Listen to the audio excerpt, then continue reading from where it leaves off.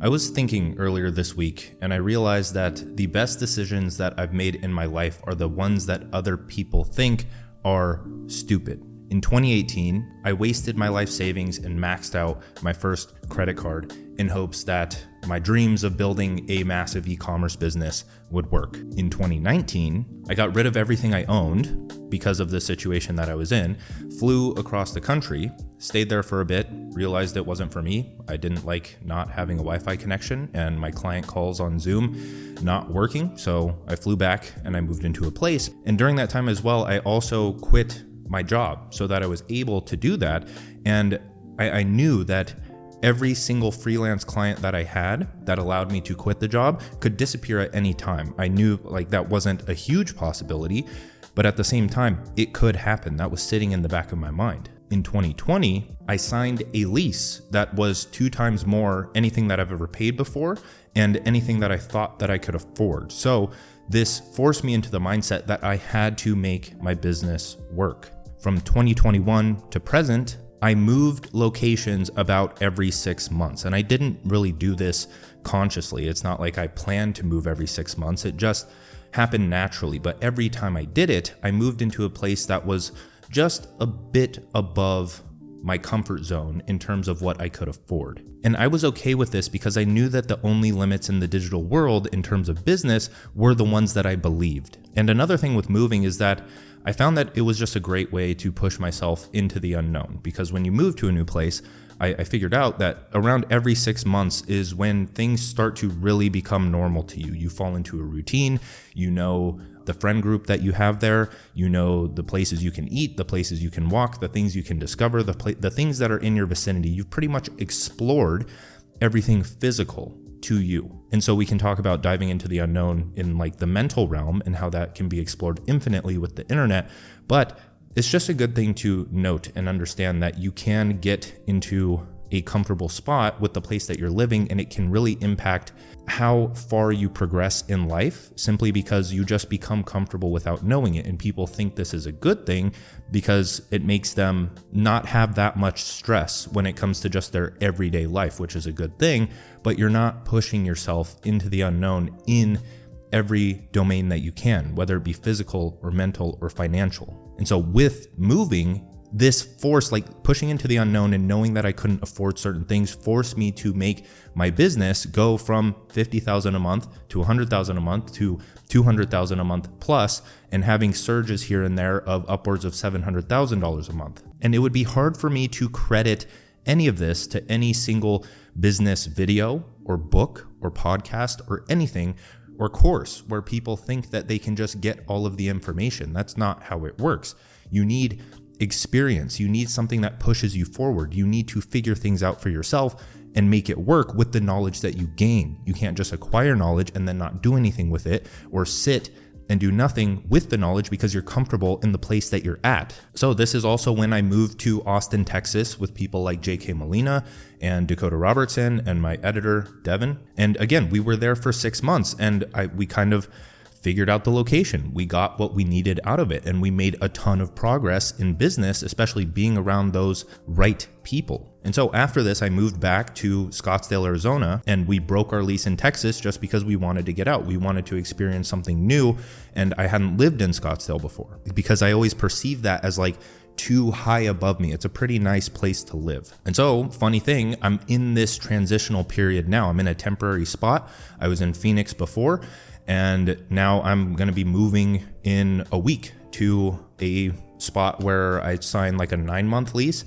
But honestly, I'll probably break it in 6. So we'll see where that goes. And that's the thing that I've noticed is this is where I thrive. This is where I make the most progress. It forces me to publish anything that I've been putting off or act on the ideas that I've had in my mind. If I'm moving somewhere and I know that I need the resources or I know that my bank account is going to fall a bit lower than the standard that I have for myself, then my survival is going to be threatened. I'm going to be put in this state of stress and I'm going to have to work to survive. And if people don't have a way of creating the resources in order to let them do those things, like having a business, like I keep talking about, then it's going to be very hard to progress to a certain point or do what you want to do with your time or achieve that autonomy or freedom that everyone wants. And this is also the time where I'm just super productive. I feel like the flow of information and the idea generation and just my output on the things that I do, they're so focused because I have that singular goal in the back of my mind of wherever I'm moving or whatever I'm doing. There's different strategies to this, but life becomes so much more meaningful because it's easy to filter the signal from noise in the day-to-day situations that you go through, simply because you're so dead focused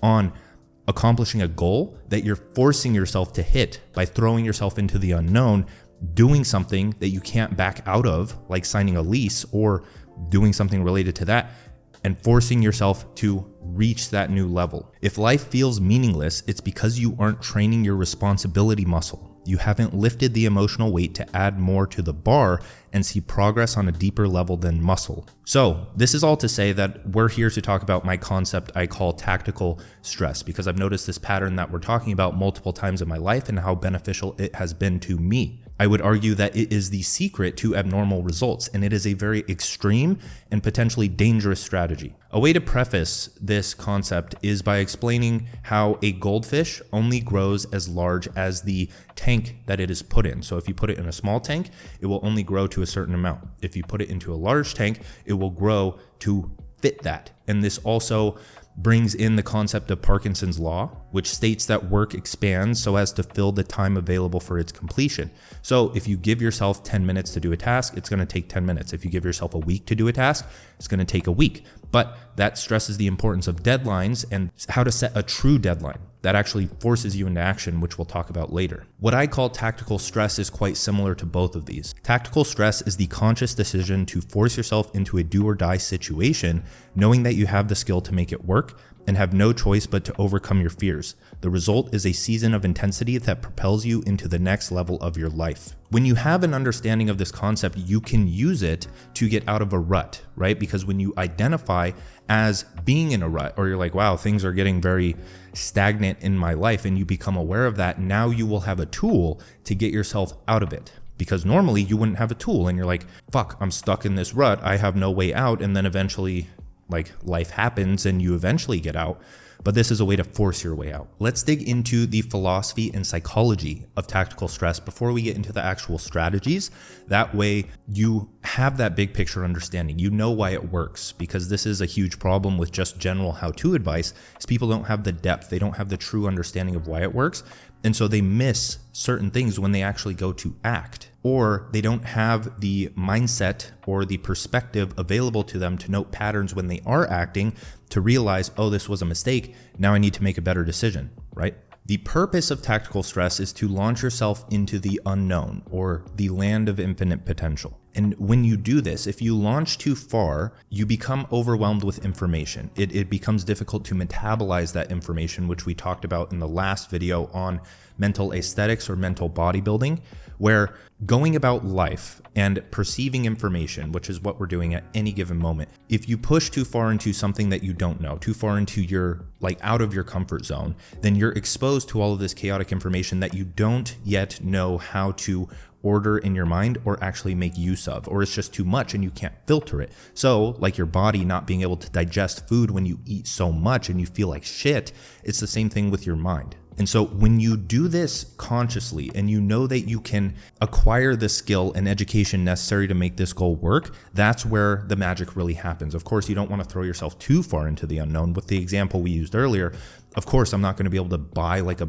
billion-dollar house and expect myself to reach that point in business. It has to be just above your level. If you're a level 2, then you need to aim for level 4, not level 100. And when you do this, you're forced to create clarity from chaos. It's going to feel a bit chaotic at first. You're going to feel that stress, that tactical stress. So you set a goal that is borderline impossible, force yourself to achieve it, and transmute the stress to study and act your ass off until it becomes reality. Doing this does a few things pertaining to psychology. First, it creates a frame of reference. Your goal has to stay top of mind the entire time that you're doing this. When you launch yourself into the unknown, it has to be out of the pursuit of a goal that is in the unknown. Your goal, or any goal in life, because at any given moment, we are acting towards a goal, whether you're conscious of it or not. Most people are acting towards the unconscious goals that society assigns to them, like going to school, getting a job, retiring at 65, or really anything, just marrying someone that they don't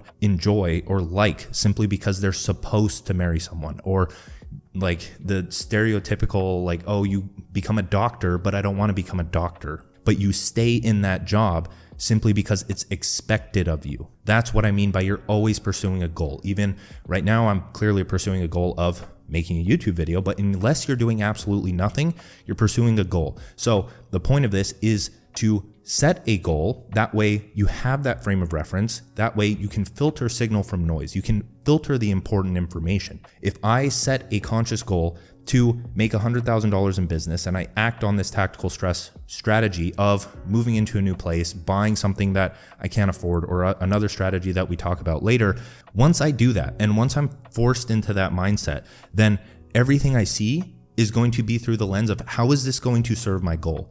When I'm scrolling on social media for entertainment, the goal of entertainment, then I'm going to ignore any valuable information that could benefit my future. But if I'm building a business, then I'm going to filter through the memes and bullshit and get to the value that I see. I'm going to like that. And eventually you're going to condition yourself into that state of being and education where I'm going to see an account that's giving something valuable, like this video, for example. I'm going to watch more of their videos. Their algorithm is going to start to feed me more videos. And then eventually character begets action. It's going to shape who you are over time, the information that's circulating in your head and is top of mind, and it will influence your actions. That's the first thing, is that it creates a frame of reference. The second is that it creates a deadline, a true deadline. And everyone knows that deadlines are useful in productivity, but most deadlines aren't real. When you fly across the country or invest your life savings in coaching, the deadline is as real as it gets. You only have so much time to make it work. If you fly across the country to become a digital nomad, then how much time do you have until your bank account hits zero and you become homeless in a country where you don't even know the language? You either make it work or you let it fall apart. And that's the prerequisite here, is if you don't have a track record of being ambitious and taking action on certain things, this strategy isn't for you. Please do not do this, because I know it's going to come back and it's like, oh, Dan told me to fly across the country and waste my entire life savings, and now I'm homeless. So don't do that. But the third thing is that it narrows your focus, because when your mind is narrowed on a goal, this is very similar to the frame of reference, where your mind is narrowed on a goal. Let's say like when you're actually working on something, you're focused on writing. Let's say you're writing a newsletter and you know exactly what to do. You have the clarity to act. You have the education, the understanding, the prior resources, and a plan to actually make it work. And especially with a deadline, like me posting a newsletter every Saturday, I need to get that done. And when your mind narrows in, distractions can't really block it because you're so focused on it. So this is another way to end just being a slave to distractions. Now, one thing that we do have to talk about before we go further is removing your money limits. It's safe to say that at a certain point, you will have to start a business or become an entrepreneur to get to where you want to be in life, unless you settle for something less, which of course, there's nothing wrong with if you're actually happy with that, but that's not the audience that I'm talking to here. Like, I know my audience and I know that you guys want more. The only reason I was able to do this time and time again to increase not only my quality of life, but my income so rapidly over 4 years is that I had a business that I had control over in order to make more money. In 4 years at, let's say, a corporate job, maybe you can get like a 5 to 10% boost in salary, if that. I bet that's extremely rare. So let's say you make $100,000 salary. In 4 years, 10%, $110,000 salary. Really? With all of that work, if you actually focus that work towards a business, I don't see why in 4 years you couldn't go from $100,000 a year to $100,000 a month, if not more. In business, all that it takes is a proper strategy, the right skill set, a compelling offer, and enough traffic to sell $100,000 worth of a product. And yes, I'm aware that's an oversimplification, but that doesn't mean it's wrong or not worth listening to. Finally, let's talk about the strategies for tactical stress. Now, this is where things get touchy. So I would encourage you to keep an open mind throughout this, but also these are not the only things you can do to implement this strategy. There's quite a few things, and I encourage you to discover your own, but these are just the ones that have worked for me. So number one is launching a product before actually building it, right? Because this is a huge problem I see with creators, freelancers, really anyone that's trying to launch a product or service, is that they just take forever to build the product and then they never end up launching it and they never end up making money. So instead of actually building the product, build the landing page, build how you're going to sell it, and accept pre-orders for it. Not even pre-orders, but just set a launch date. Let's say I want to set a launch date of January 1st. I start promoting 3 weeks out every week up until then. And once I make the first sale, once I actually make the first sale, then the pressure's on. I have to deliver. I have to build the product before January 1st. And that's an MVP that I can continue to iterate on. You're not going to create the perfect product first time around. That's what a minimum viable product means, is something that you get out and you test and you iterate with customer feedback. So this will obviously require you to have marketing and sales skills so you can actually sell something.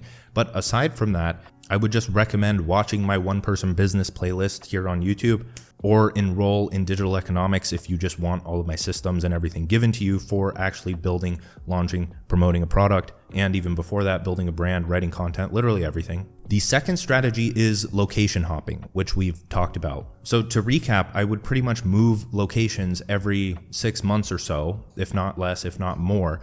And once I felt like I just became way too acclimated to the location, I became too comfortable. I wasn't making much progress. My income stagnated, my business stagnated, my ideas stagnated. It was because I wasn't in the both physical and mental. They play into each other a lot. The physical and mental environment that would be conducive to those things. I knew all of the restaurants. I knew most of the people that I'd run into every day. I knew whether or not it was going to benefit my future to actually make friends with certain people. And I go on a lot of walks, so it's not really new anymore. That's a great way to generate ideas, is just walk down a new path. Throw yourself into the unknown. Take a different route to work. There was no further room for discovery for me. This concept also holds true for building a business versus working a job. Is with a job, I think it's good practice to like job hop every 6 months to a year to increase your salary if you can.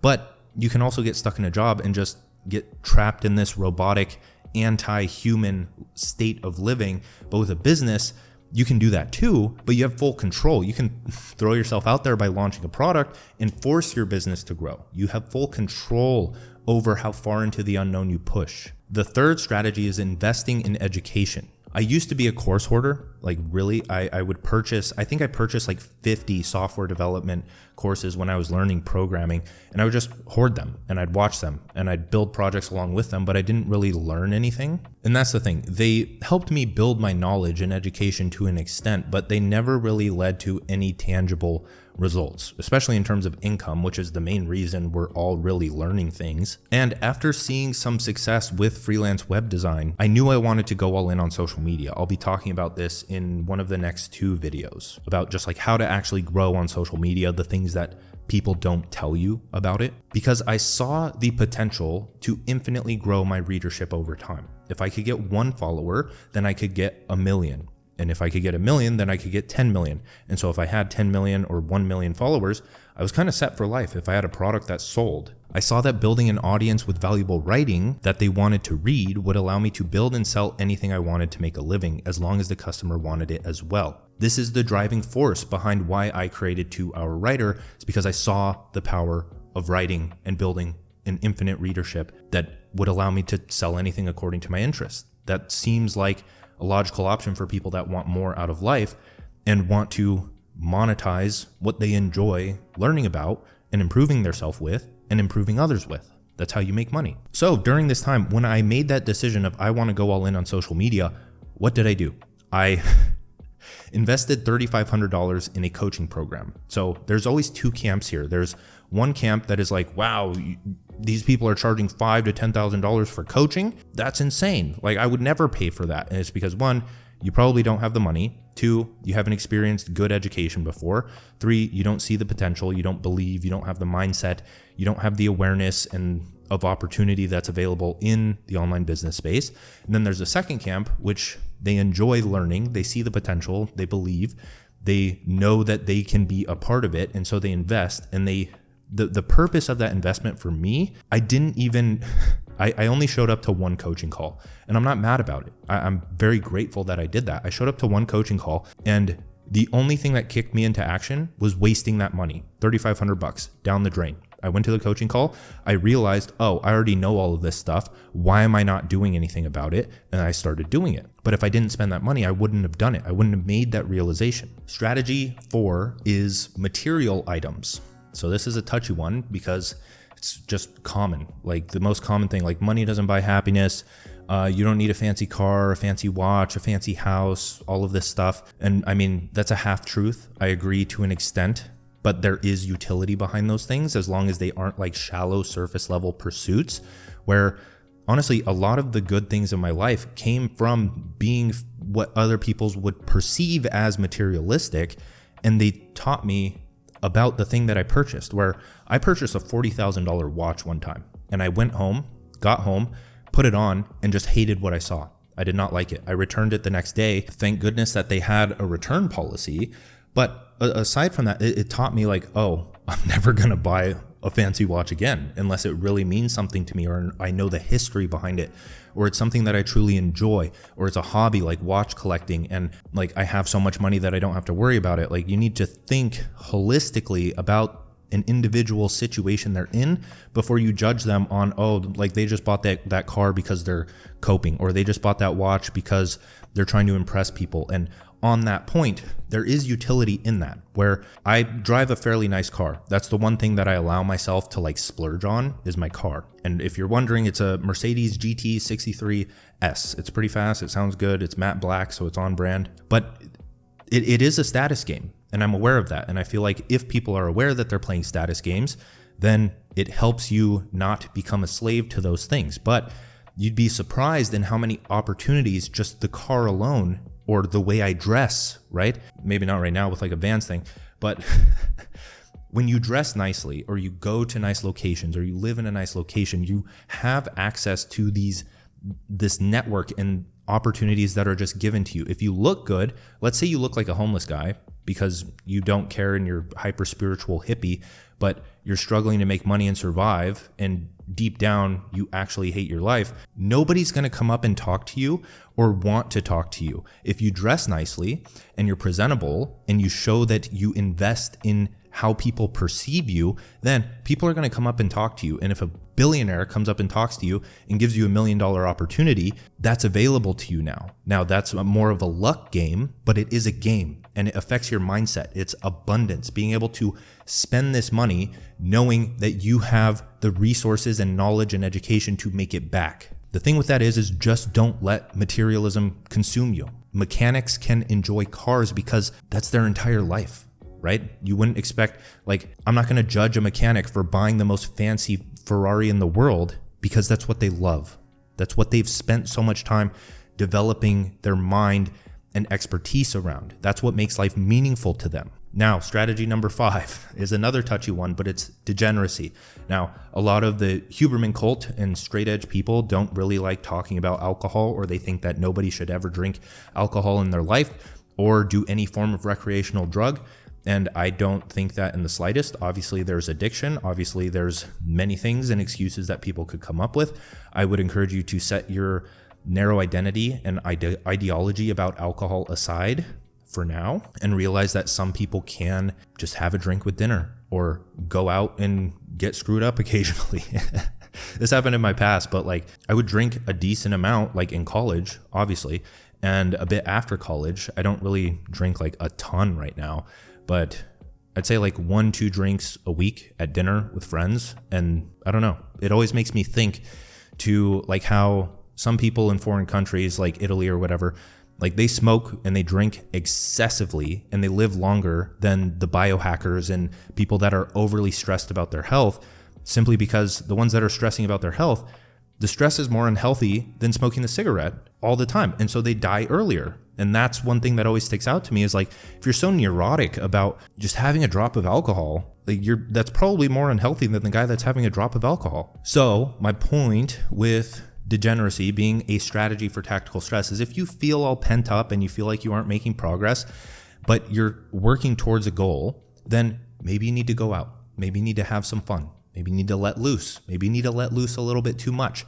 Because the next day, when you wake up and you feel like shit and you really see what it's like to not be able to make progress towards your goals, you feel the struggle that it takes. You don't have ideas. You don't have anything. You're just sitting there stuck and you're like, why did I do that? And then the next day or 2 days after, when you're feeling better, that surge of energy allows you to attack it full force. And that brings us to our last point of just emotional transmutation, or allowing yourself to be angry, allowing yourself to have those negative emotions and feel into them and bounce back out the other side, to use stress in a good way. Use stress, EU stress. That's a thing, a good stress, where you are channeling it into a better future. And another thing you have to understand here is that regret is a necessary part of life. You can't avoid it. And those that try to avoid regrets end up regretting their decisions more, because they're like, I wasn't supposed to do that. When the person that knows regrets are a part of life, I regret that, I'm going to change.